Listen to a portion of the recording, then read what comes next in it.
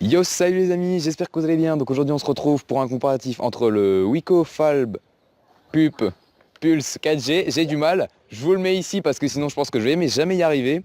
Donc on va faire un comparatif avec le Wiko et le Galaxy S5 et on va voir ce que ça donne. Allez, c'est parti.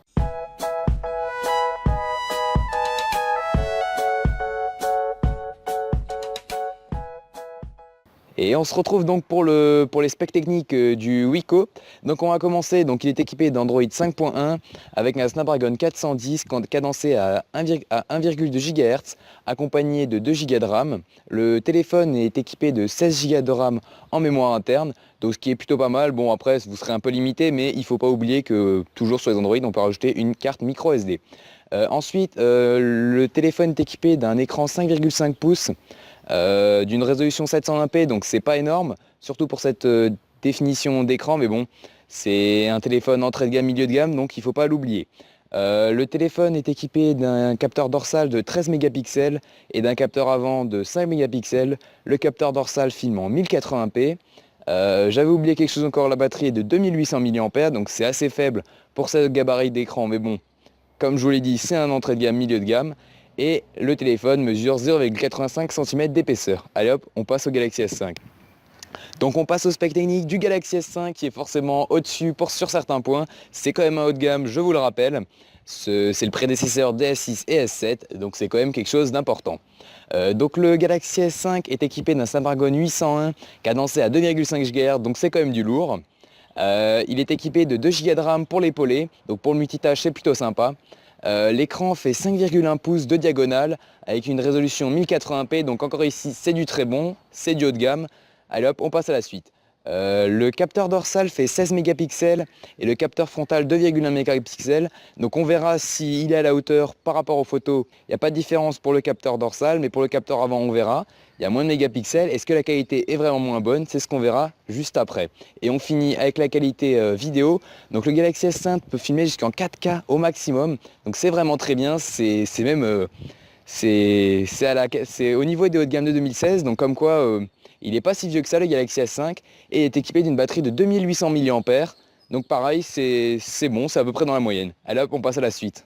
Donc on va comparer la qualité photo, on va voir si c'est le Galaxy S5 ou si c'est le Wiko qui est le meilleur en photo, donc en selfie et en dorsal. Donc on va voir ce que ça donne, allez hop, c'est parti. Le premier et le deuxième cliché, non, je vous le mets quand même au-dessus. Donc le premier, c'est le Galaxy S5 avec le format 16 neuvième. Et le deuxième, c'est le Wiko avec le format 4 tiers. Et le Wiko avec ses 5 mégapixels en façade avant est un réel plus. On voit vraiment que la photo est plus détaillée. Bon, après, les conditions lumineuses étaient assez compliquées comme j'ai pu vous l'écrire. Donc ça pardonne un peu au Galaxy S5, mais les 2,1 mégapixels sont bien en dessous des 5 mégapixels du Wiko qui, vous le voyez sur le cliché, sont beaucoup plus nettes. Dites-moi ce que vous en pensez dans les commentaires. Allez hop, on passe à la suite. Donc voilà les deux clichés pris avec le capteur dorsal du Galaxy S5 et du Wiko, respectivement 16 et 13 mégapixels, et on va zoomer dessus un peu pour voir la différence. Sur le Galaxy S5, l'image est bien définie avec un bon piqué et les couleurs sont plutôt bonnes, tandis que sur le Wiko, les couleurs sont un peu fades et ça manque de piqué. Mais donc globalement, je pense que c'est le Galaxy S5 qui a fait cette fois-ci la meilleure photo, avec son capteur 16 mégapixels contre le capteur 13 mégapixels de Wiko. Mais dites-moi votre avis, peut-être que je me trompe. Donc pour la qualité photo, on va dire que c'est difficile de trancher entre le Galaxy S5 et le Wiko, parce qu'il y en a un qui est excellent dans un et l'autre excellent dans l'autre.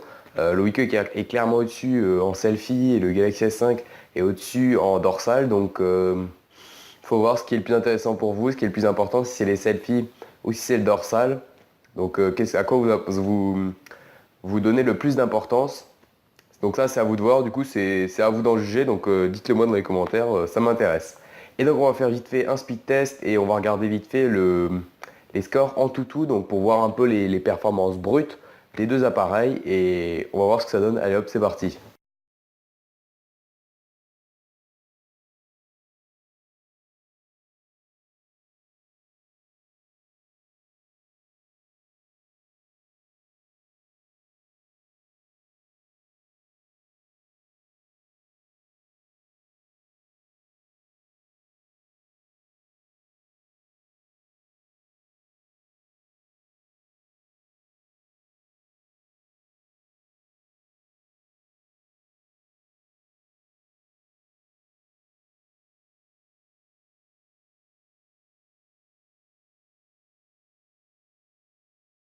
Donc voilà, donc j'espère que ça vous aura plu ce petit fight.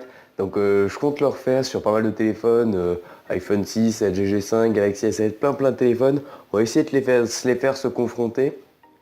Donc on va essayer de voir ce que ça donne, tous les téléphones, quand ils se cognent un peu pour voir ce que ça donne, pour voir quel est le meilleur et au final, ben, peut-être vous donner le meilleur smartphone. En tout cas, j'espère que ça vous a plu. N'hésitez pas à lâcher un petit like, ça fait toujours plaisir. Mettez-moi donc vos avis dans la description. Et puis n'hésitez pas à me suivre sur Facebook, Twitter, Instagram et Snapchat. Et puis moi je vous dis ciao ciao et à la prochaine.